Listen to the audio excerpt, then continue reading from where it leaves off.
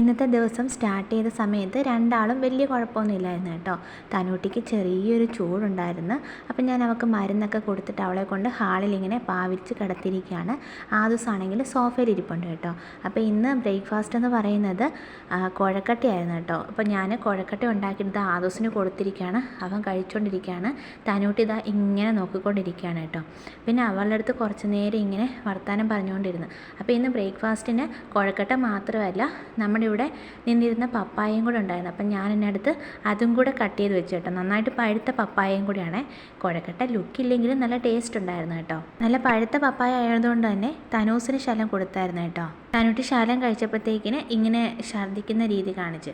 ഇതിപ്പോൾ ഉച്ച കഴിഞ്ഞ് ഉറക്കമൊക്കെ കഴിഞ്ഞ് എണ്ണീറ്റ സമയത്ത് തനുവിന് അങ്ങനെ നല്ല ചൂട് കേട്ടോ. ദേഹമൊക്കെ നല്ല ചൂട്. രാവിലെ തലയിൽ മാത്രമേ ശലം ചൂടുണ്ടായിരുന്നുള്ളൂ. ഉറക്കം കഴിഞ്ഞ് എണ്ണീറ്റപ്പം ദേഹം മുഴുവൻ നല്ല ചൂട് കേട്ടോ. പിന്നെ ഞാൻ അവളെ ഇങ്ങനെ എടുത്തുകൊണ്ട് നടക്കുക. അപ്പോൾ പുറത്ത് നല്ല ചാറ്റമഴയാണ്. അപ്പോൾ ഇതാ പാരസെറ്റാമോളിൻ്റെ സിറപ്പ് എടുത്ത് വെച്ചിരിക്കുകയാണ് കേട്ടോ തനുവിന് കൊടുക്കാനായിട്ട്. ആദൂസാണെങ്കിൽ ഇത് സോഫയിൽ വന്ന് കിടക്കുകയാണ്. അവന് ഉറക്കം കഴിഞ്ഞ് എണീറ്റപ്പോഴത്തേക്കിന് ഛർദ്ദിച്ചു കേട്ടോ. എന്നാ പറ്റിയെന്നറിയത്തില്ല രണ്ടാൾക്കും. പെട്ടെന്നാണ് അസുഖം വന്നത് കേട്ടോ. രണ്ടാൾക്കും എന്തെങ്കിലും വയ്യായിക വന്നു കഴിഞ്ഞാൽ വാശി പിടുത്തുന്നതിന് ഒരു കുറവുമില്ല കേട്ടോ. രണ്ടുപേരും ഒപ്പത്തിനൊപ്പം ഇങ്ങനെ വാശി പിടിച്ച് കരഞ്ഞുകൊണ്ടിരിക്കും. ഇപ്പോൾ തനൂട്ടിക്ക് ചെറുതായിട്ട് ടെമ്പറേച്ചർ വന്നതേ ഉള്ളൂ.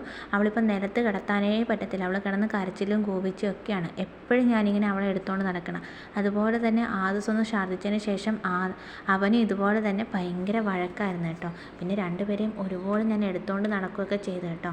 ഒരാളെ അങ്ങോട്ടേക്ക് നിർത്താൻ പറ്റത്തില്ല. അപ്പം കരച്ചിൽ തുടങ്ങും. പിന്നെ ഇതാ തനൂട്ടിക്ക് ഇതാ സിറപ്പൊക്കെ കൊടുത്ത് അവളെ ഞാനിങ്ങനെ തോളിലിട്ട് ചെറുതായിട്ടൊന്ന് തട്ടിക്കൊണ്ടിരിക്കുകയാണ് കേട്ടോ.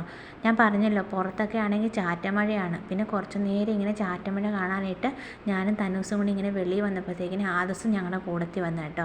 എനിക്കാണെങ്കിൽ പിള്ളേരെ രണ്ടുപേരെയും കാണുമ്പോൾ വല്ലാത്തൊരു സങ്കടമാണ്. കാരണം എങ്ങനെ ഇരുന്ന് പിള്ളേരാണ് ഇപ്പം എന്താണ്ട് ഒരാൾക്ക് തീരെ വയ്യ, മറ്റൊരാൾ ഛർദ്ദിച്ചിട്ട് ആകെ അസ്വസ്ഥതയായിട്ട് നടക്കുന്നു.